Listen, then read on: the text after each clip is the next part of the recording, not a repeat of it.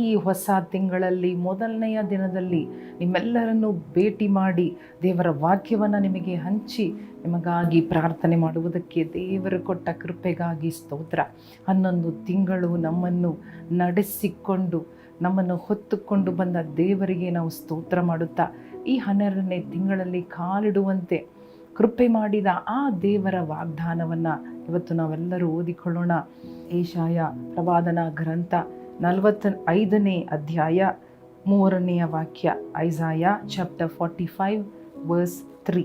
ನಿನ್ನ ಹೆಸರಿಡಿದು ಕರೆಯುವ ನಾನು ಯೆಹೋವನು ಎಂದು ನೀನು ತಿಳಿದುಕೊಳ್ಳುವ ಹಾಗೆ ಕತ್ತಲಲ್ಲಿ ಬಚ್ಚಿಟ್ಟಿರುವ ಆಸ್ತಿ ಪಾಸ್ತಿಯನ್ನು ಗುಪ್ತ ಸ್ಥಳಗಳಲ್ಲಿ ಮರೆಮಾಡಿದ ನಿಧಿ ನಿಕ್ಷೇಪವನ್ನು ನಿನಗೆ ಕೊಡುವೆನು.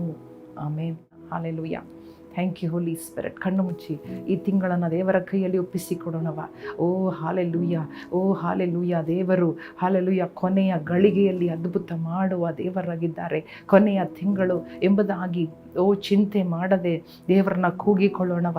ದೇವರನ್ನ ಕೂಗಿಕೊಳ್ಳೋಣ. ನೀನು ಅರಿಯದೇ ಇರಬಹುದು, ನೀನು ತಿಳಿಯದೇ ಇರಬಹುದು, ನೀನು ತಿಳಿಯಬೇಕೆಂಬುದಾಗಿ ಈ ವಾಕ್ಯವನ್ನು ದೇವರು ನಿಮಗೆ ಹೇಳುತ್ತಾ ಇದ್ದಾರೆ. ಓ ನಿನ್ನನ್ನು ಹೆಸರಿಡಿದ ದೇವರು ನಾನೇ ದೇವರು.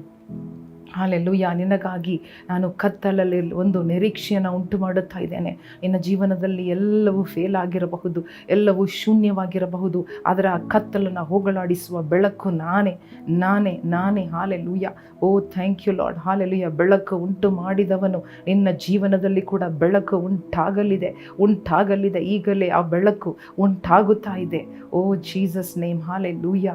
ಏಸಪ್ಪ ನಾಮದಲ್ಲಿ ಎಲ್ಲ ಅಂಧಕಾರಗಳು ನೀಗಲಿ, ಎಲ್ಲ ಬಚ್ಚಿರುವ ಗುಪ್ತ ಸ್ಥಳಗಳಿರುವ ನಿಧಿ ನಿನ್ನ ಮಕ್ಕಳನ್ನು ಸೇರುವಂತೆ ಮಾಡುವುದಕ್ಕಾಗಿ ಸ್ತೋತ್ರ ಸ್ವಾಮಿ. ಇವತ್ತು ರಾಜ ಒಂದು ಬಿಡುಗಡೆಯ ದಿನ. ಈ ತಿಂಗಳು ಬಿಡುಗಡೆಯ ತಿಂಗಳು. ಈ ದಿನ ಅದ್ಭುತಗಳನ್ನು ನೋಡುವ ದಿನ. ಈ ತಿಂಗಳು ಅದ್ಭುತಗಳನ್ನು ನೋಡುವ ತಿಂಗಳಾಗಿ ಬದಲಾಗಲಿ.